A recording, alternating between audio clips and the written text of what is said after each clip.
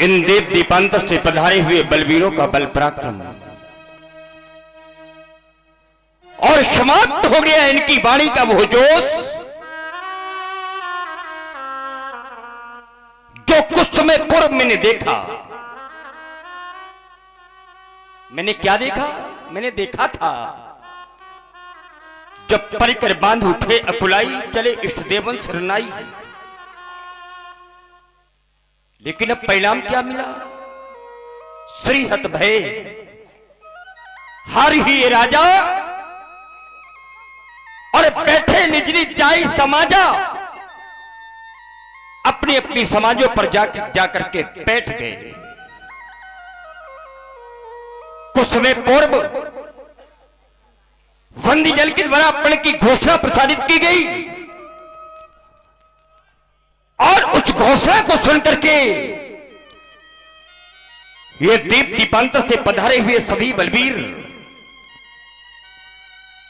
अपना अपना बल परीक्षण भगवान शंकर के पिनाक पर करने लगे। ये राजा, ये वीर, ये बल परीक्षण करने लगे, शक्ति परीक्षण करने लगे और उस शक्ति परीक्षण के कुछ दृश्य मेरे सामने आने लगे।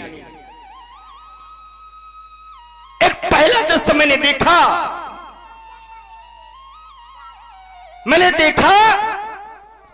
कि जब एक एक राजा, एक एक वीर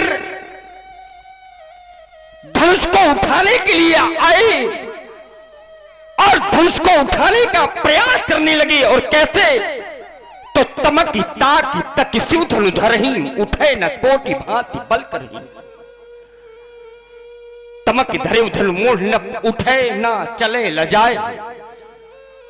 जब धनुष नहीं उठा तो चले लजाए, लज्जित होकर के, संकुचित होकर के, शर्मिंदा होकर के अपने अपने मंचों की ओर प्रस्थान करने लगे। जब एक एक राजा से धनुष नहीं उठा तो अचानक एक दूसरा दृश्य मेरे सामने आ गया। दूसरा दृश्य मैंने क्या देखा? दूसरा दृश्य सामने आया तो मैंने देखा कि जब 10,000 राजा एक साथ सामूहिक धनुष को उठाने का उपक्रम करने लगे। 10,000 राजा एक साथ मिलकर के उठाने लगे, लेकिन परिणाम क्या हुआ? भोग भास 10 एक ही 12 और लगे उठावल, पत्थरे न तारा दगे न शंभु सरासन। कैसे? 10,000 राजा एक साथ इस मैथिली प्रतियोगिता में पराजित होते हुए देखे गए। और अब ये तीसरा दृश्य मेरे सामने आ गया। यह तीसरा दृश्य ही तो है। अब जब मैं देख रहा हूं कि कोई भी वीर, अब कोई भी नेपाल धनुष की ओर आने का अब तो कोई साहस भी नहीं करता। मानो इन सब राजाओं को यह विश्वास हो गया, ये सबके सब ये विश्वास कर बैठे कि अब धनुष को उठाने का प्रयास करना व्यर्थ है, नहीं उठेगा भी ये धनुष। और ऐसा मानकर, ऐसा सोचकर ये सब श्रीहत हो गए। सबने हृदय से हार स्वीकार कर ली। श्रीहत भय हार ही है राजा और बैठे लीली जाए समाजा। इन राजाओं की जब मैंने ऐसी दशा देखी तो हृदय में अकुलाहट होने लगी। नपन बिलोक जनक अकुलानी, हृदय में अकुलाहट होने लगी। मैं अकुलाने लगा, मैं विकल होने लगा, यह सोच करके कि अब क्या होगा, अब मेरे प्रतिज्ञा का क्या होगा, मेरे बल का क्या होगा। हर प्रण की पूर्ति नहीं हो पाई। प्रण की पूर्ति न होने पर अब मेरी बेटी का क्या होगा। मेरी जानकी का क्या होगा, मेरी बेटी क्या होगा। ऐसा तो कभी सपने में भी नहीं सोचा था मैंने। अरे ऐसा तो कभी स्वप्न में भी नहीं सोचा था मैंने कि ये जो स्वयंवर का साज सजाया, ये स्वयंवर का साज सब सजा का सजा रह जाएगा और मेरी बेटी की मांग सदा सदा के लिए आज सुनी रह जाएगी। अरे आज वही हो गया जिसकी कभी मैंने कल्पना भी नहीं की थी। आज मेरी कल्पनाएं सब कल्पना तीत होने लगी। मेरे सपने आज सब धूल में मिलकर के रह गए। मेरी आशा अब निराशा का रूप धारण करने लगी। और मेरे बंधुओं, मेरे सज्जनों, ये आस जब पल करके टूट जाती है, ये आस जब पल करके टूट जाती है तो ये रूह किस तरह से कसमसाती है। अरे कोई पूछे उस बदनसीब बाबू से जिसकी बेटी की बारात द्वारे से लौट जाती है। और सुन रहे हैं महाराज जनक जी के द्वारा यह करुण क्रंदन। इसी क्रम में प्रभावित हुए हमारे भाई Vishnu fruit counter and fast food centre near Ayodhya मंदिर प्रोपाइटर हमारे भाई विष्णु गुप्ता जी, आपकी ओर से 21 पुष्पमुद्राएं महाराज जनक जी के इस कारणी विलाप पर प्रदत्त हैं। बहुत बहुत धन्यवाद, बहुत बहुत साधुवाद। क्या सोचा था मैंने और ये क्या हो गया। बहुत बड़ा विश्वास था मुझे कि कोई ना कोई एक वीर मिलेगा, पर मेरा विश्वास अब विश्वास में परिवर्तित हो गया। क्योंकि दीपो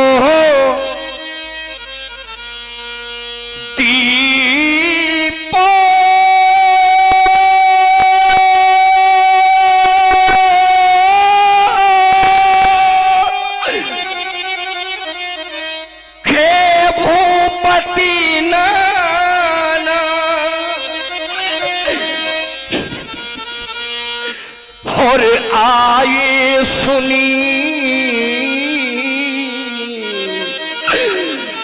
हम जो प्रण ठाना। ये देश देशांतर के नेपाल लिए वीर मेरे प्रण को सुनकर के आए और ये क्या कहना कि क्या ये देश देशांतर के दीप दीपांतर के नेपाल है। केवल देश देशांतर के दीप दीपांतर के नहीं, देवलोक से देवता भी मानव का वेश धर करके आए हैं। पाताल से दैत्य भी आए हैं। देव तनुजो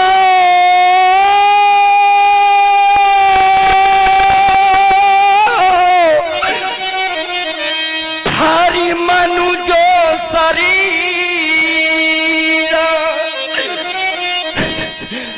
और विपुल भी हे आए रणधीरा। देव दानव आज यहां मानव वेश धर करके उपस्थित हुए हैं,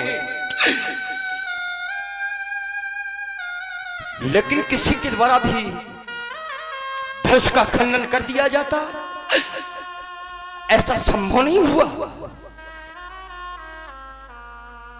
क्या ये कहना कि क्या ये साधारण कोट के वीर हैं, धनुष का खंडन नहीं कर पाए, तो क्या यहाँ इस मैथिली प्रतियोगिता में साधारण कोट के वीर आए हैं ना। अनेक रणधीर वीर वो देव दानो यहाँ मानव वेश धर करके आए हैं, पर मेरी प्रण की पूर्ति कोई कर देता, ऐसा कोई वीर मुझे मिला नहीं है। तब क्यों बैठे हो यहां पर। अब कौन सी आशा शेष रह गई है। अब मैं एक सार्वजनिक घोषणा करने जा रहा हूं। त्रैलोक्य के वीर यहां पर उपस्थित हैं और इन त्रैलोक्य के वीरों के मध्य में एक सार्वजनिक घोषणा कर रहा हूं। मेरी व्यक्तिगत घोषणा नहीं है। और सार्वजनिक घोषणा क्या है?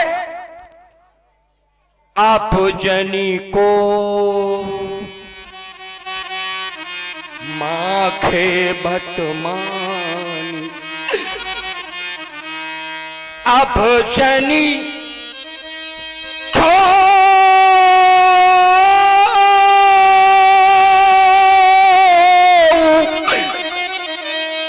माखे भटमानी, क्योंकि वीर विहीन ये मैं जान। अब कोई माखे नहीं।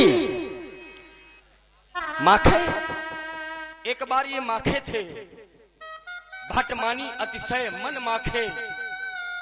इसीलिए मैं कहना चाहता हूं कि कोई माखे नहीं, कोई कह के ना सुनावे। मैं किसी की मौखिक वीरता सुनना नहीं चाहता। कोई अपने बल का बखान यहां मौखिक ना करे। और यदि कोई अपने आप को वीर मानता हो तो आए, अभी भी एक अवसर है, अभी भी एक अवसर है।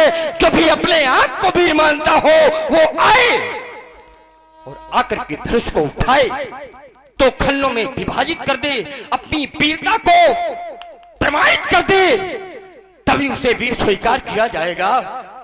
नहीं तो एक घोषणा करता हूं कि यह वीर भोग्या वसुंधरा आज वीरों से हीन हो चुकी है। इस रत्न गर्भा वसुंधरा में अब कोई वीर शेष नहीं बचा। तो जाओ, चले जाओ, प्रस्थान कर जाओ, अपने अपने राज्यों को चले जाओ। मैं ऐसा सोच लूंगा कि मेरी बेटी का विवाह उस विधाता ने अपने विधान के अंतर्गत लिखा ही नहीं। और सुन रहे हैं आप लोग महाराज जनक जी के द्वारा यह कारुणिक विलाप। इसी क्रम में प्रभावित हुए हमारे आदरणीय बड़े भैया भाई विमलेश जी पांडे, महामंत्री रामलीला समिति खागा, आपकी ओर से 51 वसुंधराएं भेंट की जा रही हैं। बहुत बहुत धन्यवाद, बहुत बहुत साधुवाद। यहां पर जो बेटी के पिता बैठे हैं और जो भी बेटी की यहां माताएं बैठी हैं, कहने का तात्पर्य कि जितने भी यहां बेटी वाले बैठे हैं, ये बेटी वाले ध्यान देंगे। क्योंकि सज्जनों, बेटी का दुख तो बेटी वाले ही समझ सकते हैं। अरे बेटी की पीड़ा का आभास तो केवल बेटी वाले ही कर सकते हैं। पर जिनके जीवन में बेटी है ही नहीं, वो तो केवल कल्पना कर सकते हैं, इस पीड़ा का कभी आभास नहीं कर सकते। क्यों? क्योंकि सिद्धांत लिखा गया, आचार्य प्रवर ने लिखा कि पर घरे घाल को अरे लाजो ना भीरा, और वो बांझ की जानो वो प्रसव के पीरा। अरे वो बांझ स्त्री जिसके जीवन में कोई संतान नहीं होती, वो बांझ स्त्री भला प्रसव की पीड़ा को कैसे समझ सकती है? क्यों?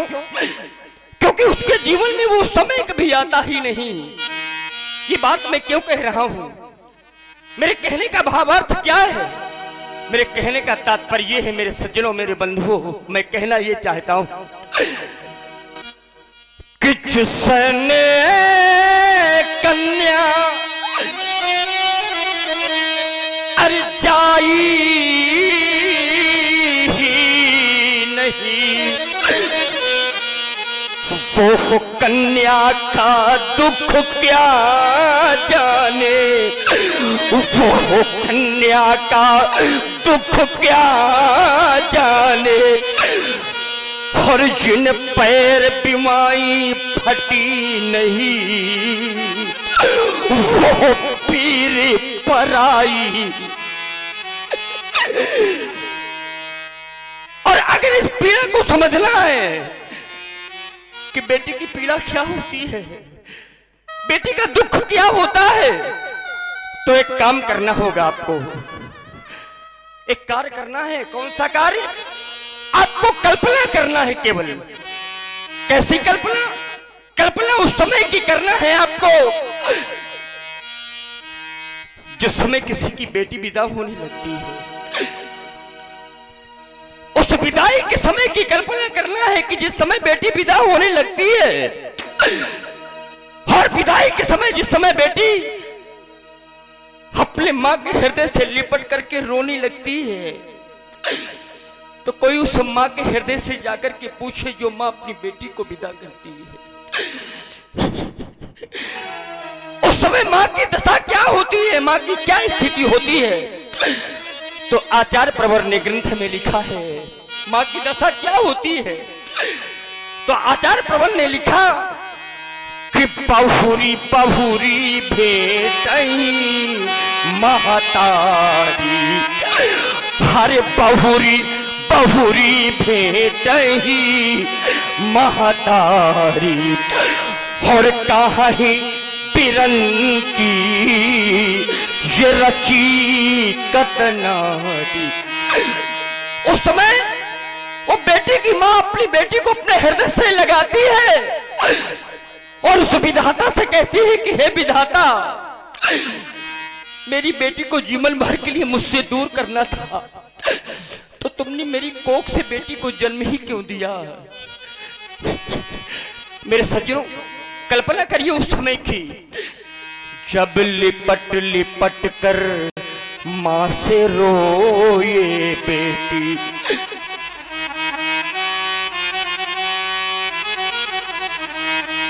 अरे जब लिपट लिपट कर मां से रोए बेटी, तो वो मां व्याकुल हो जाती है, वो मां व्याकुल हो जाती है, और बेटी के मुख को चूम चूम और छाती से उसे लगाती। मां अपनी बेटी को जब देखती है, जब मां देखती है कि मेरी बेटी रो रही है, तो मां भी व्याकुल हो जाती है। और मां की व्याकुलता को जब बेटी देखती है, जिस समय मां की व्याकुलता को बेटी देखती है, तो स्वयं बेटी अपनी मां की आंखों के आंसू पोंछने लगती है। मां, तुम क्यों रो रही हो? मां, मेरी मां, मां, मेरी मां, तू क्यों रोती है? बेटी मां से कहती है, मां, मेरी मां, तू क्यों रोती है? क्योंकि बेटी पराया धन होती है, ये बेटी पराया धन होती है। तो मां कहती है, बेटी तुम ठीक कहती हो कि बेटी पराया धन होती है, ये मैं जानती हूं, लेकिन मेरी बेटी इतनी कठोर कहाँ होती है। अरे इतनी कठोर कहाँ होती है, इतनी कठोर कहाँ होती है, क्योंकि माँ भी तो आखिर माँ होती है, माँ भी तो आखिर माँ होती। और सुन रहे हैं सुंदर महाराज जनक जी के द्वारा कारुणिक विलाप। इसी क्रम में प्रभावित हुए हमारे अध्यक्ष जी आदरणीय बड़े भैया श्री के मिश्रा जी, आपकी ओर से भी 51 पुष्प मुद्राएं भेंट की जा रही हैं। बहुत बहुत धन्यवाद, बहुत बहुत साधुवाद। मां से भेंट करते करते अचानक अचानक उस बेटी की दृष्टि जब अपने पिता के ऊपर पड़ती है, समाज में बैठे हुए बेटी के पिता उससे ध्यान देंगे। मां से भेंट करते करते अचानक जब बेटी की दृष्टि अपने पिता के ऊपर पड़ती है और बेटी देखती है कि एक कोने में खड़े खड़े मेरे पिता भी रो रहे हैं, तो दौड़ करके जाती है वो बेटी और अपने पिता के हृदय से लिपट करके पिता पिता कह करके रोने लगती है। तो जानते हो उस समय बेटी को क्या लगता है, क्या सोचती है वो बेटी? जिस समय पिता के हृदय से लिपट लिपट करके बेटी रोने लगती है तो केवल एक बात सोचती है, केवल एक बात सोचती है वो बेटी। पिता को देख करके वो सोचने लगती है कि जन्मदाता मेरे, जन्मदाता मेरे दूर मुझसे हुए और मेरी माता भी आज पराई हुई, मेरी माता भी आज पराई हुई। ऐ विधाता जहां जन्म तुमने दिया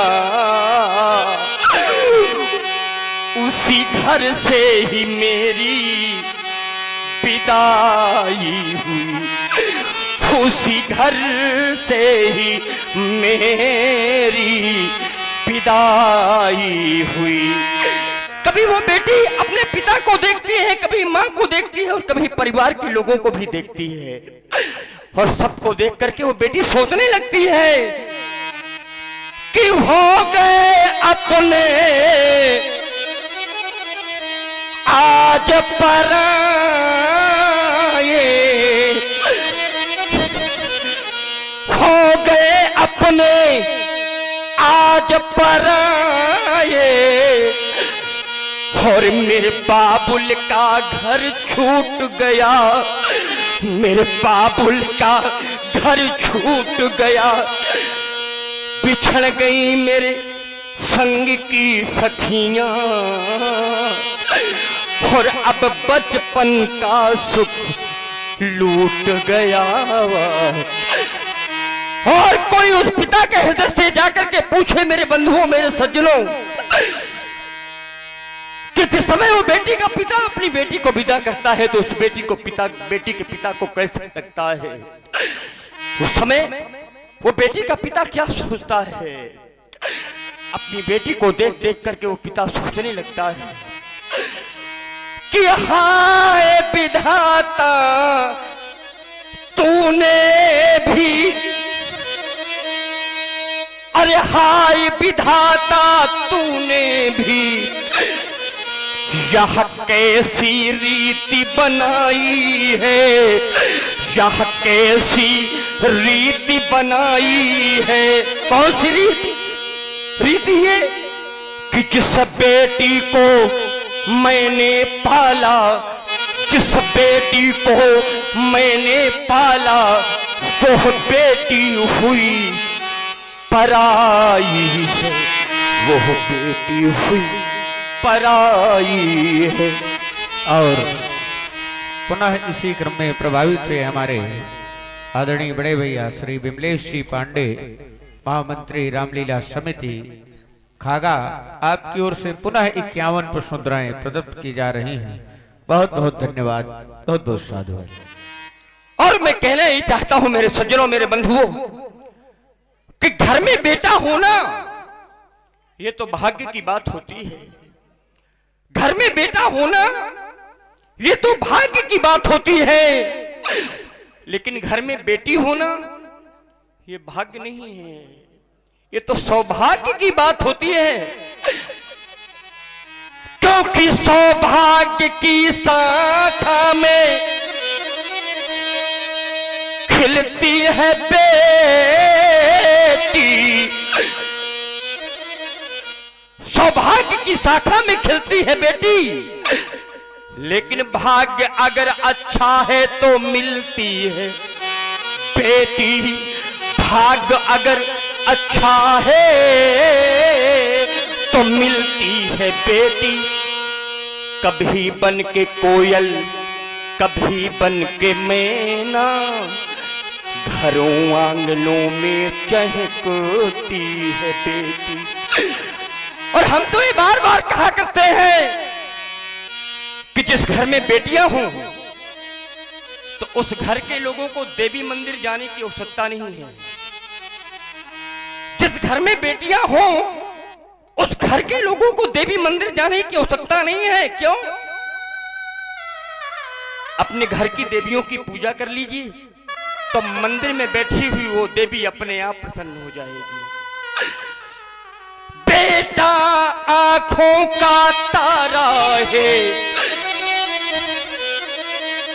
वो बेटा आंखों का तारा है और बेटी नैनों की ज्योति है।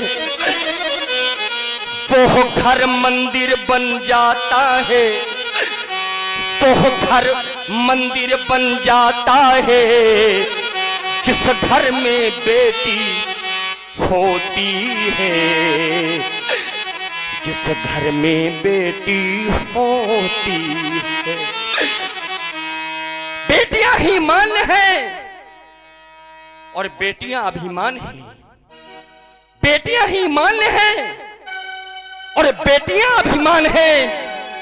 ये बेटियां भगवान का सबसे बड़ा वरदान है। ये बेटियां भगवान का सबसे बड़ा वरदान है। बेटियां घर में हो तो बेटियां, ये बेटियां घर की पुरानी खिड़कियों को खोलती हैं। बेटियां घर की पुरानी खिड़कियों को खोलती हैं और बेटियां घर में हो तो घर की दीवारें बोलती हैं। बेटियां घर में हो तो घर की दीवारें बोलती हैं। बेटियों ने हरदम घर का नाम ही रोशन किया है। बेटियों ने हरदम घर का नाम ही रोशन किया है और वक्त पर बनकर के मीरा जहर का प्याला पिया है। और इसी क्रम में प्रभावित हुए हमारे भाई मुन्ना भैया जी, आपकी ओर से 11 पुष्प मुद्राएं महाराज जनक जी की कारुणिक विलाप पर प्रदत्त हैं। बहुत बहुत धन्यवाद, बहुत बहुत साधु। ये बेटियां गाती हैं, ये बेटियां गाती हैं तो स्वर के समंदर डोलते हैं। मूर्ख हैं जो बेटियों को बेटों से कम तोलते हैं। मूर्ख हैं जो बेटियों को बेटों से कम तोलते हैं। पल के चंडी मां तो जौहर की कला दिखला गई है।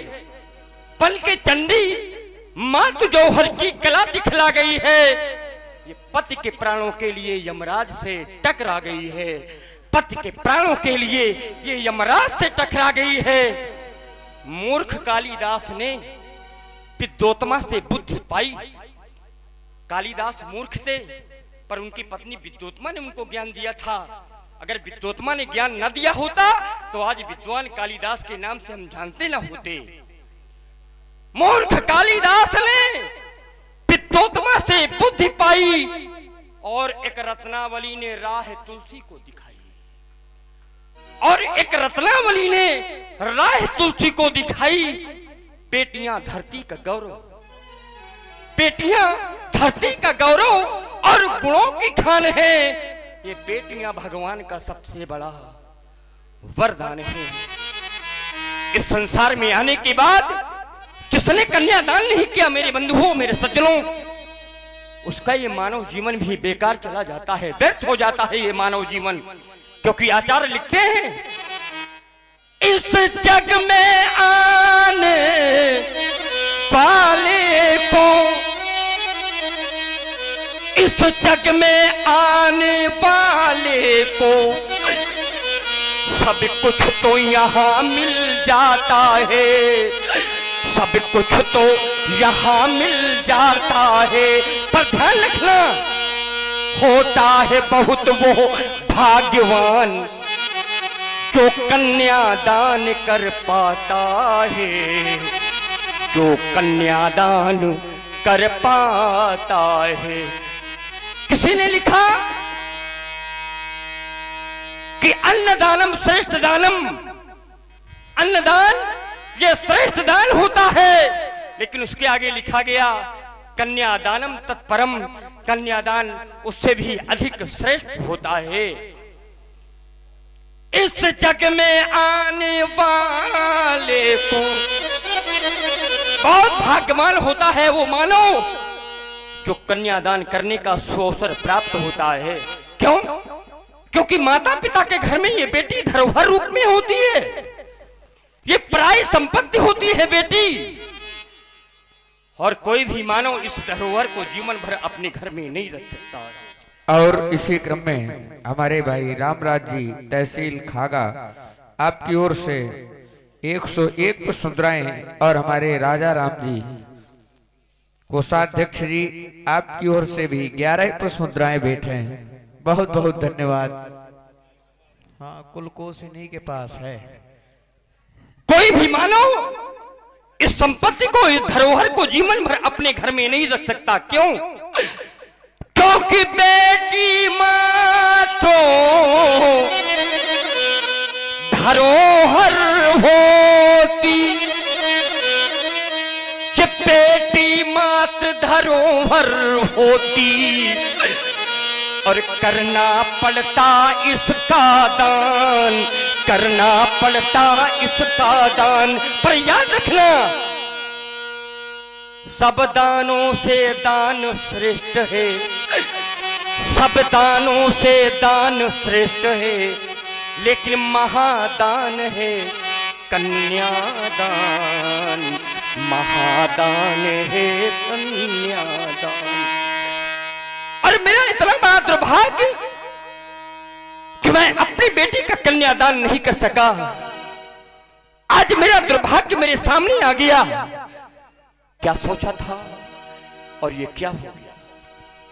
और इसी क्रम में हमारे आदरणीय बड़े भैया के मिश्रा जी अध्यक्ष जी आपकी ओर से ये 51 पुष्प मुद्राएं प्रदत्त की जा रही हैं। बहुत बहुत धन्यवाद, बहुत बहुत साधुवाद। और अंत में मैं तुमसे कहना चाहता हूं मेरी बेटी, मेरी जानकी, मेरी वैदेही, तुम्हें याद है ना, तुमने एक बार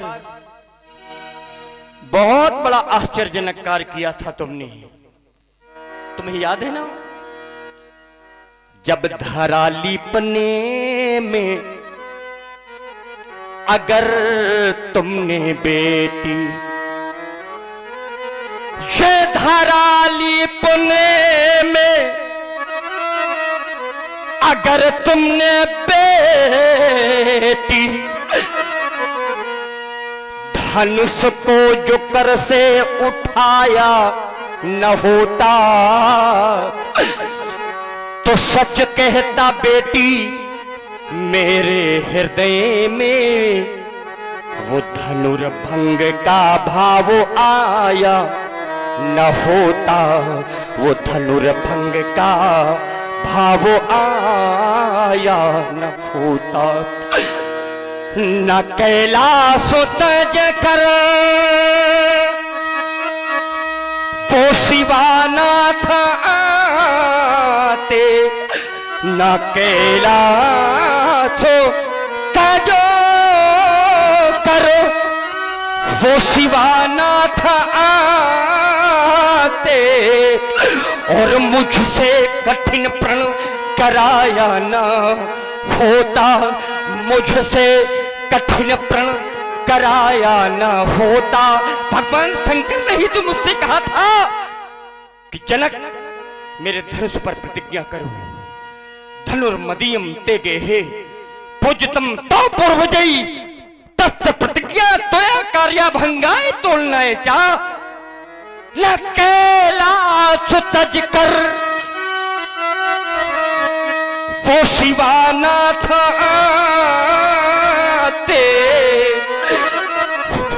और मुझसे कठिन प्रण कराया न होता, तो जग में हंसी यूं न होती हमारी, और ये धनुष यज्ञ हमने रचाया न होता, ये धनुष यज्ञ हमने रचाया न होता। और इसी क्रम में हमारे भाई सत्यनारायण जी अग्रहरी रेलवे क्रॉसिंग खागा और हमारे शिव कुमार जी रेलवे क्रॉसिंग खागा, दोनों बंधुओं की ओर से 11-11 पुष्प मुद्राएं और हमारे परम आदरणीय श्री शंकर शरण वाजपेयी जी महाराज आपकी ओर से भी 21 पुष्प मुद्राएं और एक छोटी सी बिटिया संतोषी उसके द्वारा भी 21 पुष्प मुद्राएं भेंट हैं। बहुत बहुत धन्यवाद, बहुत बहुत साधुवाद। बस समाप्त हो गया, लेकिन ठहरो, अभी नहीं। क्यों? क्योंकि सीए वर के दर्शनों की अभी अभिलाष शेष है। और हमारे भाई अरुण कुमार जी गुप्ता, अरुण बुक डिपो खागा, आपकी ओर से 21 पुष्प मुद्राएं भेंट हैं। बहुत बहुत धन्यवाद, बहुत बहुत साधुवाद। सीए वर के दर्शनों की अभिलाष शेष है। मिलके रहेगा वो वर, मिलके रहेगा वो वर, ये विश्वास शेष है। मिलके रहेगा वो वर, ये विश्वास शेष है। मेरे बाग में है आया, मेरे बाग में है आया पतझड़, किंतु फिर भी ऋतुपति के आगमन का आभास शेष है। मिलके रहेगा वो वर, ये विश्वास शेष है। और इसी क्रम में हमारे भाई भगवती सगुन जनरल स्टोर अयोध्या मंदिर खागा, आपकी ओर से भी 21 पुष्प मुद्राएं भेंट की जा रही हैं। बहुत बहुत धन्यवाद, बहुत बहुत साधुवाद। मैं मानता हूं मुझसे कुछ भूल भी हुई है, मैं मानता हूं मुझसे कुछ भूल भी हुई है, लेकिन बनके रहेगा निश्चित वो इतिहास शेष है।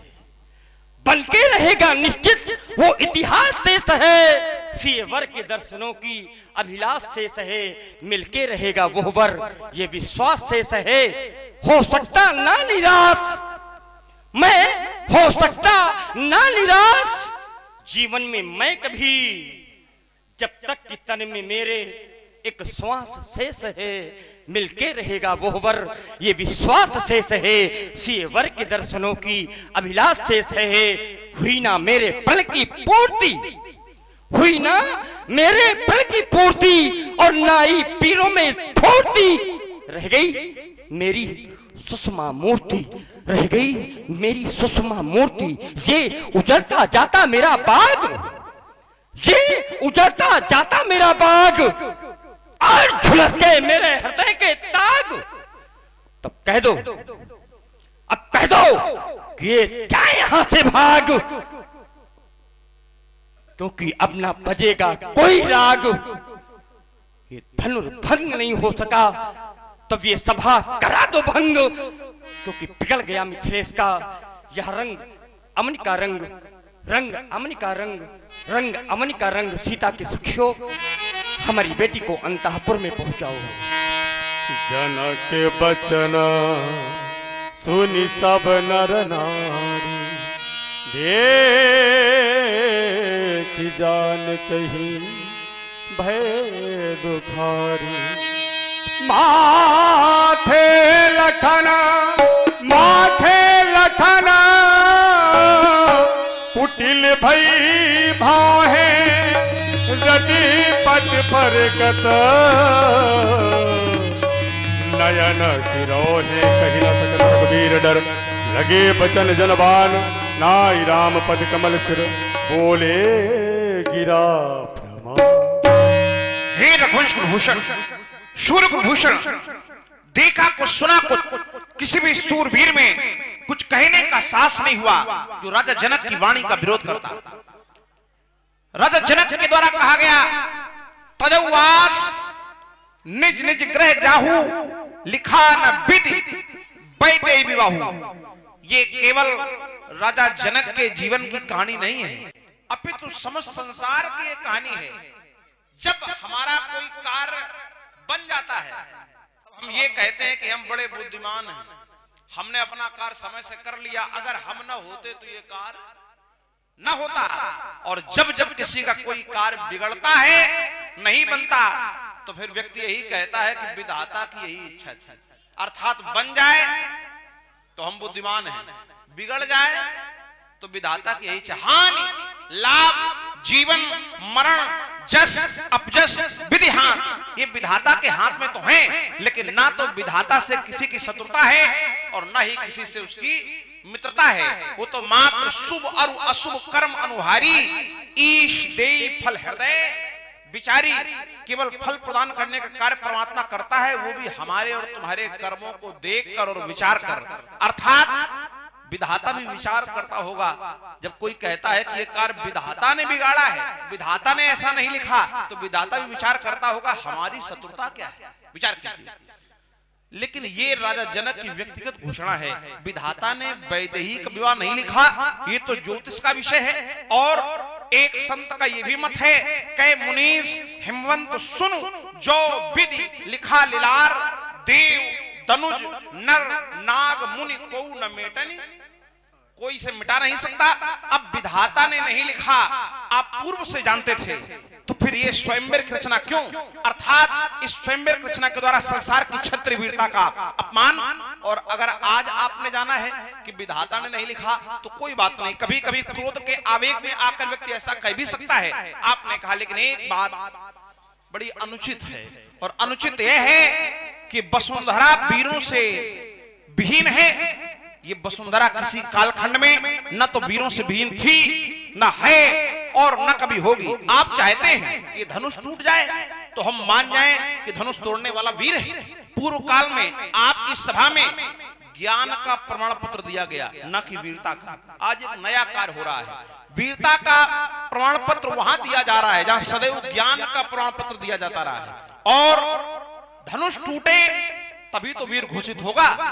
लेकिन बात केवल धनुष टूटने की नहीं है, समस्या केवल धनुष टूटने की नहीं है, एक और बात है। और बात यह है कि जो धनुष तोड़ेगा उसे विवाह करना पड़ेगा।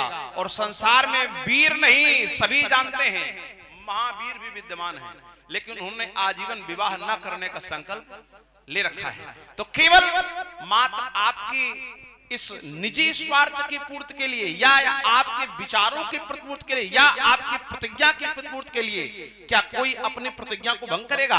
अर्थात नहीं। और इस आधार पर यह नहीं कहा जा सकता कि वसुंधरा बीनों से बीन है। आए हुए राजाओं ने जिन्होंने प्रयास किया है, उन्हें तो आप कुछ कहें वो तो ठीक है, क्योंकि सब नृप भय जोग उपासी जैसे बिन विराग सन्यासी।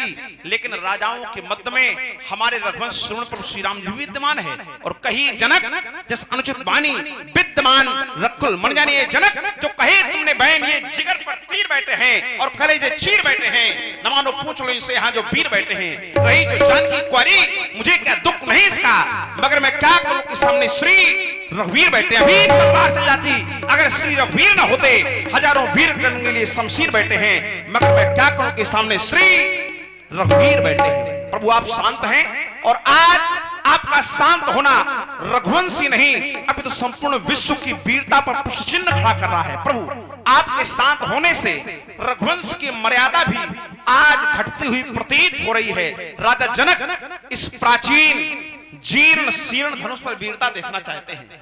अरे जिस दिन इस भू पर वीर नहीं होंगे तो वसुंधरा का क्या होगा? जब परदेशी राजा खैराज, तो भारत मां का क्या होगा? जब ये बलहीन धनुष को तोड़ेंगे तो महाशक्ति का क्या होगा? रह गई जानकी कुंवारी तो नारद के बचनों का क्या होगा? जब नदी नाले धोएंगे पाप तो मां गंगा यमुना का क्या होगा? सुनो राम रघुवंश मणि रघुनंदन रघुवीर, इन अपमानों ने किया मुझको आज धीर। ये जस राज समाज में बोलत वचन विदेह, तस तस राघव दास की ये फड़कस गिरी। प्रभु आपका आदेश मिले तो जल को थल, थल को जल कर दूं, लाऊं तार कर तारों को, सुरमे की भांत पीछ डालूं मैं पृथ्वी और पहाड़ों को। रही बात है धनुष पुराना घिसा पिटा, अरे तिनके सा किस गिनती में है, सैकड़ों कोस तक ले दौड़ूं, इतना तो बल उंगली में है। ये सच्चे क्षत्रिय सच्चे योद्धा अपमान नहीं सह सकते हैं, जिनको सुनने के ताव नहीं, चुप कैसे रह सकते हैं? राज राम जी के होते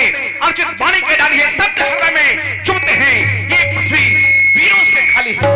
प्रभु यदि आपका आदेश मिले तो एक कंदुक ब्रह्मांड उठावो, कांचे घड़जिम डारो फोरी, सको मेर मुलजिम तोरी। रही बात धनुष की तो प्रताप महिमा भगवाना को बापुरो पुराना कमलान चाप चढ़ावो, जो जन सत्य मान ले धावो, तोड़ो क्षेत्र दंतो प्रताप लाभ जो न करो पर प्रसवत कर दो भाग कर दो